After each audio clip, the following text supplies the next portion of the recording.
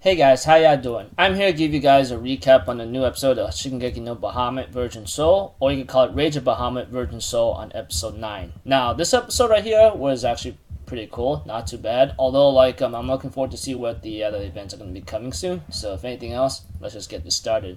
We have to it that Nina is pretty much working manual labor with the other woman, and it seems like it's really tough for her. Well, not tough for her, but tough for the other woman, you know?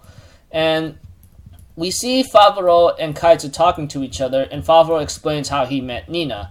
Of course, himself as a bounty hunter went to a dragon's village folk, and of course Nina herself as a young child, or possibly a teenager, or possibly at the age she is present right now. We have to it that she asks Favreau to teach her after she hears him brag about being a bounty hunter, spending money, etc. And as much as Favreau really does not want to, he ends up teaching Nina in the end anyways. But he also knows Nina's secret. At the same time, when she jumped into the hot springs with him without knowing, and she transforms into a dragon, he gets chased down. They end up having a little small talk around the sunset, and he ends up giving her some words of wisdom or advice of what to do, and tells her to maybe go to a village or a place where if you want to find work, etc. And it's a carriage where that he mentions to Nina about Bucus and Hamsa, the duck, and that's where you will find work. And later on, we get to know what happened to Favreau. Apparently, he got surrounded by guards for no reason, and he ends up being some kind of puppeteer or forced to be put into work. Though we don't really know what the behind the scenes was that, etc. It was really stupid. So King Sharios himself is being much more than just a ruthless king to demons. He's being ruthless to everybody. So that just shows why I still see him as a major antagonist in the Virgin Soul series of Rage of Bahamut. Aside from Kaiser explaining what happened, etc., that he tried to stop Azazel's revolt and maybe stop causing trouble, he ends up explaining how he got in there. And like I said, he got involved with Azazel, and that's about it. Those of you who've been keeping up with this series ever since from season 1 of the Shingeki no Bahamut till right now, or where Virgin Soul is at, you guys will know what I'm talking about.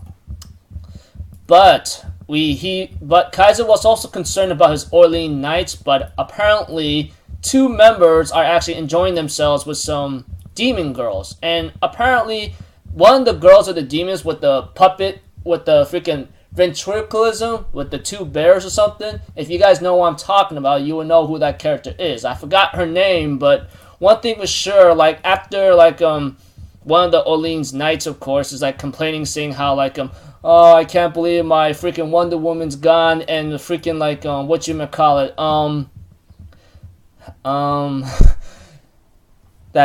and the captain's arrested, what am I supposed to do, etc., yada yada yada. And of course this woman, which I remember her name now, Carabas, the one with the ventriloquism bear dolls or something, she ends up saying, why don't you be the captain, etc. And of course all the demon girls end up saying, oh, you can be a captain, etc. It was pretty funny. But aside from major things for the Orleans Knights that's hanging out with demon girls, especially the 2 members of the Orleans Knights that's hanging out with them,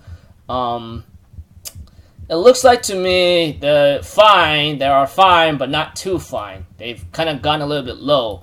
But we also see a scene between Nina and Jean having a little small talk with each other, and she ends up explaining about having to help Azazel and then involving Kaiser.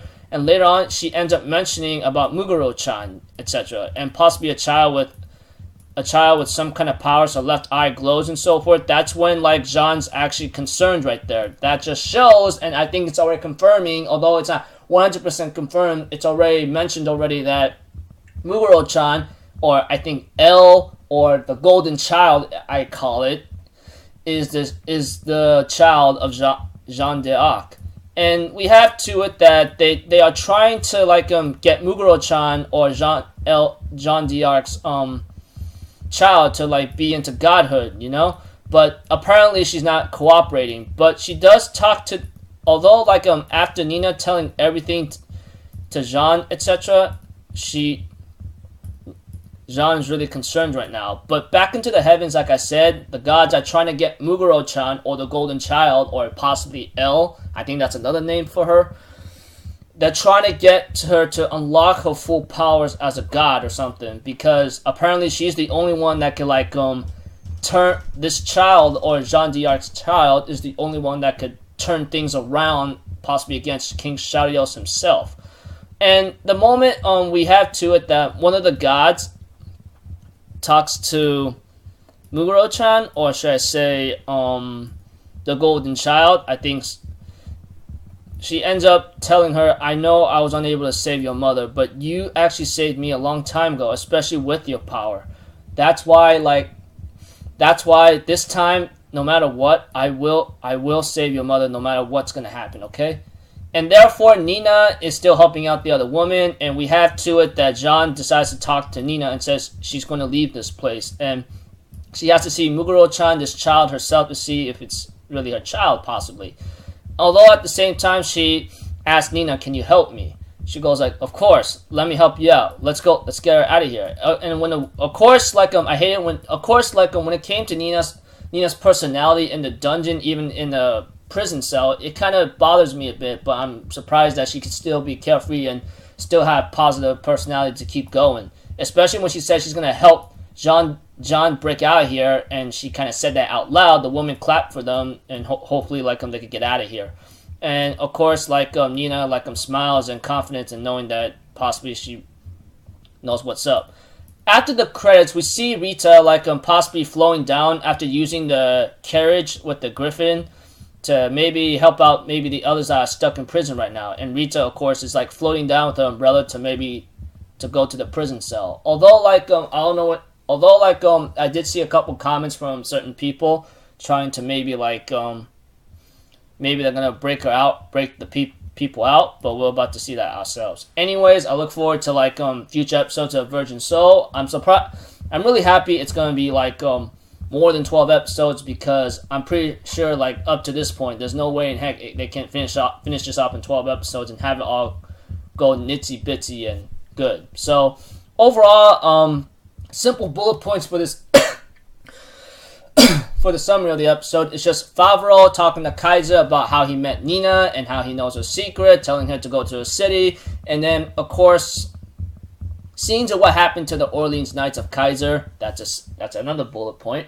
And we have the talk between Nina and Jean, and they're gonna break out of prison, and then the gods trying to get Muguro-chan, or the Golden Child, or the name L, to unlock her powers to maybe turn the tide against King Sharios himself of his magic powers. So overall, I'm looking forward to see where this goes. I'm really excited. I'm really glad like things are still looking pretty nice for the time being. So until then, I'll see you guys in my next video. So I'm Alpha Zero, people. Have a good day, and I'll see you guys next time. All right, peace out. Bye bye.